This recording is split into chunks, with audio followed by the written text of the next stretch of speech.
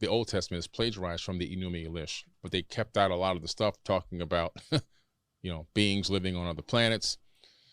In the modern day Bible, God is actually mistranslated as God singular, when in true reality, when you go to the back into the ancient text, it's really gods with an S. They took off the S to make it the monotheistic mindset. And then you realize that it's when you read the Enuma Elish and the Atrahasis epic, you realize that they copied all that ancient text and put it into, a lot of it into the Old Testament of the modern day Bible. Cuneiform stone tablets. I've done lectures on this stuff. I've done a 12-hour lecture just on the Enuma Elish, 12 hours just on the Atrahasis.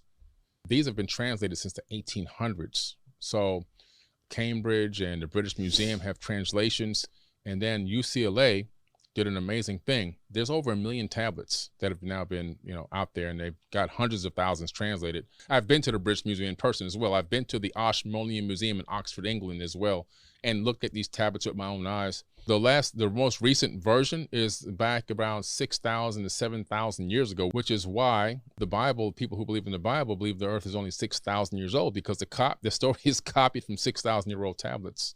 Now we can go back a little further as of recent, because of Göbekli Tepe and Derinkuyu in Turkey. We know now 13,000 years. The official narrative of the history of humanity was around 200,000 years ago. Is that right? And that was supposed to be the Stone Age. Homo sapien shows up all of a sudden out of nowhere. Right. And then within a short period of time, obtains and learns all this knowledge.